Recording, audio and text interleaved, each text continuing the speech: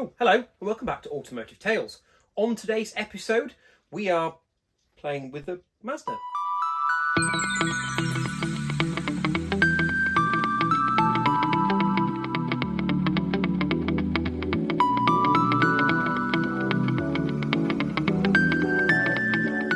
So, since the Festival of the Unexceptional, I have failed to get the cars to auction. Because at every given opportunity, Martin and I have reached for the keys for our unexceptional cars for lots of fun things. So you'll have probably seen on the channel, we've been using the RAV4 at length on our festival field. It's proved very useful and a lot of fun. And the Mazda has been pressed into service for, everyday things like nipping down to the shops, going out on a weekend. And so as a result, I've actually put quite a lot of miles on the car. So much so, I actually had to ring my insurance company and add another 1,000 miles to my annual policy for that one car. I originally thought 1,000 miles, that'll be fine for an exceptional car. I'll buy it, fix it, take it to the Festival of the Unexceptional, get rid of it. Except what happened is, I bought it, fixed it some more, spent some more money on it, loved and cared for it, took it to Festival of the Unexceptional, and I'm still driving it. So, I have now found somebody that is interested in taking the mighty Mazda on from me. But before we hand it over, I want to make sure she's in fine fettle. As we've done nearly 2,000 miles in it, I think it's high time we gave it a service. I don't quite know when it was last serviced. The seller said it had recently been serviced. That could mean anything. So we're going to do the oil filter, hopefully do the spark plugs if they will come out. These engines are notorious for having seized spark plugs, so everything's crossed. And I have spotted there's a little bit of residue on the radiator, which would suggest that's starting to leak a little bit. And as things for this car are so cheap, I've decided to blow the budget and buy a new radiator for it as well. So join me today as we use the lift for the first time ever on the channel and get the service done on the Mazda, hopefully in double quick time. So let's get to it.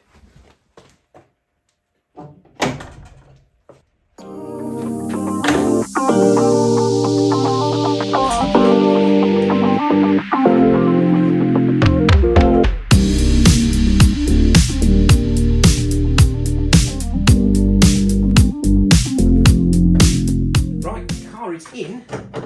Time to make use of the fact I have a workshop. So as you can see, it's absolutely hoofing it down outside, but we're indoors with a ramp. Doesn't really get any better, that does it? So, time to get it up in the air and find out where the oil filter is, because I can't see it. Get the oil out, get the new oil filter in, and top the oil back up again. Should be dead easy.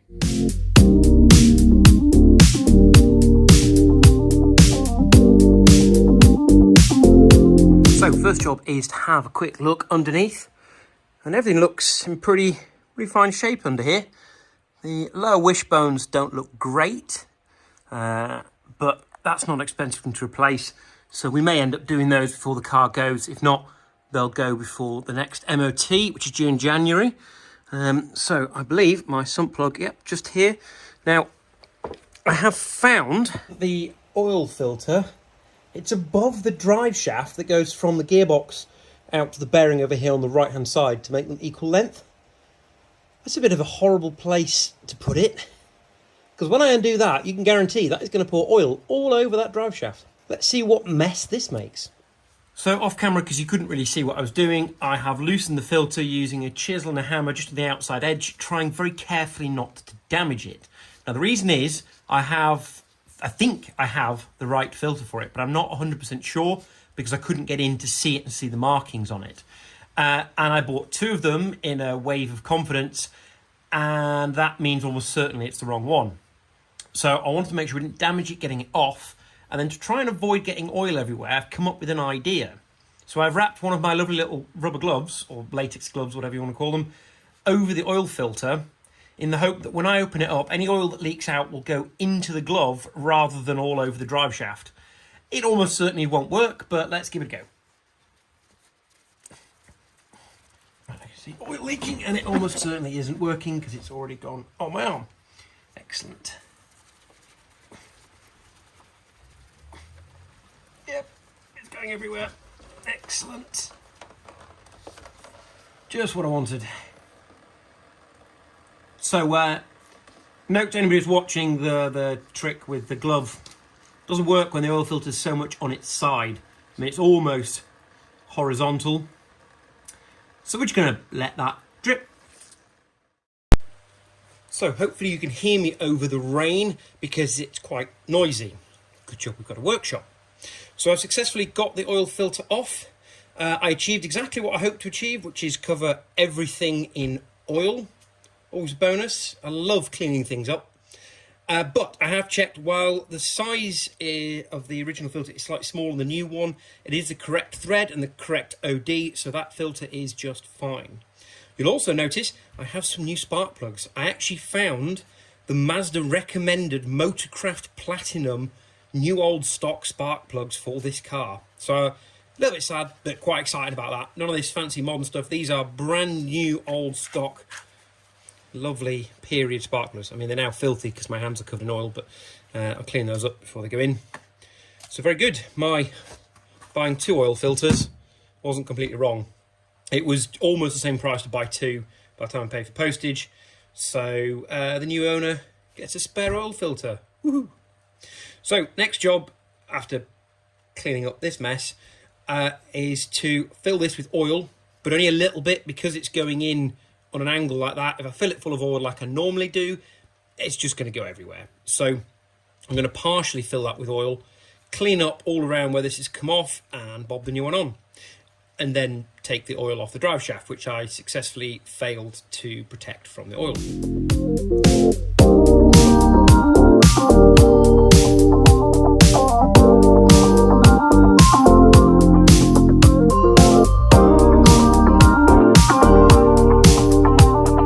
So while it looks like I've put the light down for being a bad boy, the oil is still dripping out from the seals around the side. Excellent. In the meantime, it's just started raining again, and I've managed to put enough oil in here that I'm content it's not going to run the engine dry for any period of time, and enough that while it's got lubrication in there, it's not going to drip out when I try and put that back on. So back into the car. Now we can see the horrible mess I've made. Just time to give this all a little bit of a clean and get the new filter on.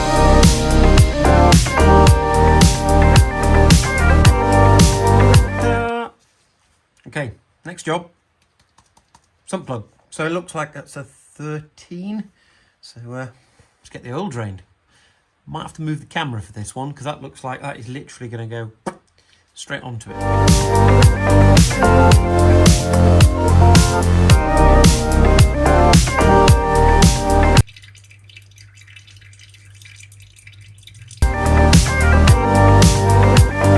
We've done the oil. I need to put fresh oil in, which I will do in a minute.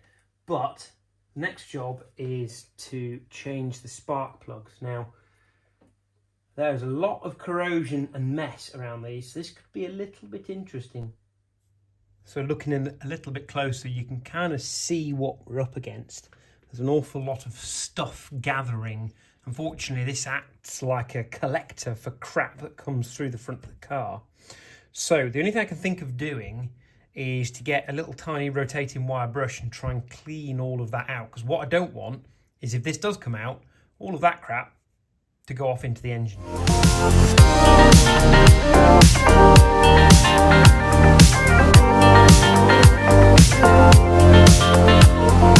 So I think that was relatively successful. There's quite a lot of stuff that's come out from there. It's looking a lot cleaner.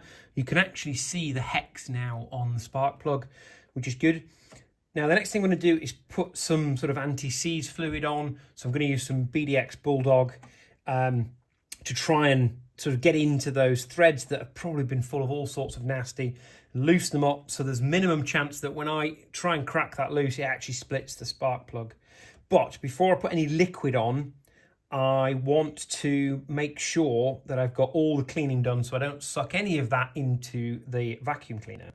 I've never had to use a vacuum cleaner to get a spark plug out before. Interesting. It's first for everything.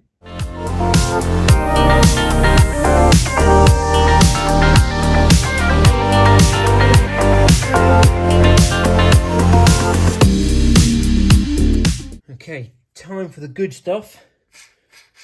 Get a bit of this in. And then go for a cup of tea. Wait for that to do its thing. So, brew made, partially drunk, and left to probably go cold while I concentrate on this. So, cotton wool buds appears necessary to try and soak up some of the excess before we pull these out, because I don't want any of this muck going into the engine. Ugh. Now all we've got to do is hope they're coming out.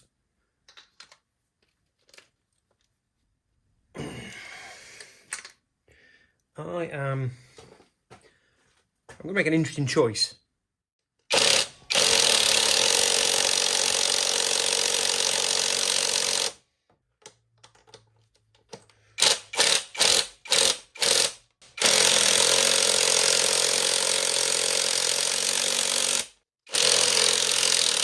That one's going. It appears 1 and 4 are pretty stubborn. Thought for a second I got a bit of an easy ride there, but no such luck.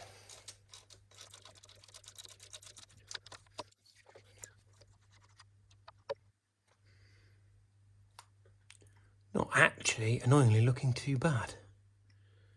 So while I'm waiting for those threads to soak a bit more, I've popped them, popped the other ones back in, and I am going to top up the oil. So the oil I'm using for the Mazda is a 10W30 motor oil. I couldn't get it anywhere on the high street, so fraught. So I ended up ordering it from Smith & Allen. Did a great job. It arrived in sort of 2 days. It's a really nice looking oil. So well, let's see how the car gets on with it. Right, well, it goes massively against my better judgment to do this. And you're going to get a great video of me in it up if it doesn't go to plan. But I've got a slightly meatier impact gun. Let's just hope this doesn't destroy it.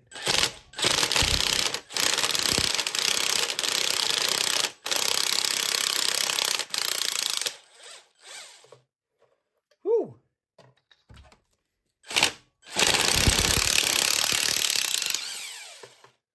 Oh, goodness for that. So, we have these nice new old stock plugs, but the first thing to do is check the plug gap. So I have got the original manual for this car, which tells us that for the 1.3, we're looking at exactly a 1mm spark plug gap. So let's get those set.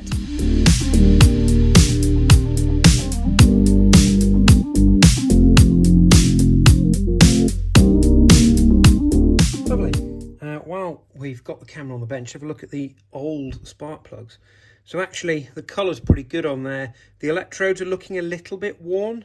So they've also been in there a while, but not too long. I think duration wise, they've been in there a long time, because there's clearly a build-up of corrosion that was half the problem with getting them out.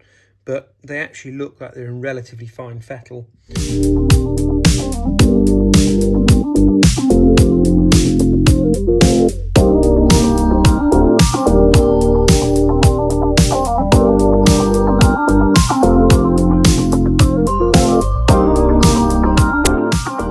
Well, plugs are back in. Right. Now, which one goes where? All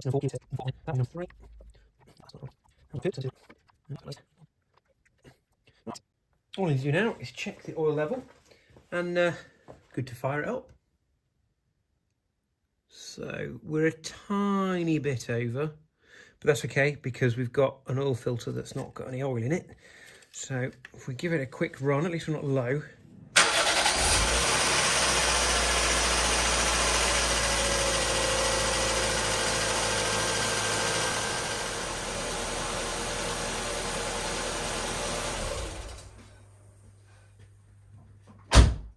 I just hate that when you put fresh oil in, you run the engine once and already it starts to look pretty grim.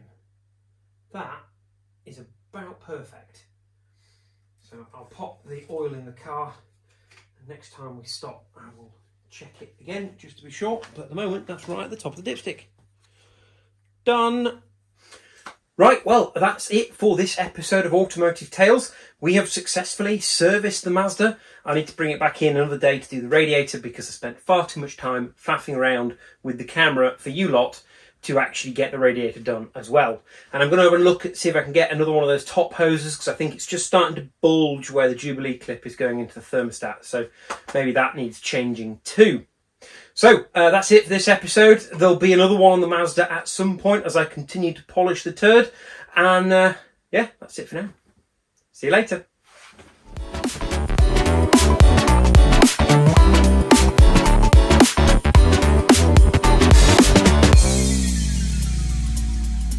Don't forget to like, comment, share and subscribe. Thank you for watching.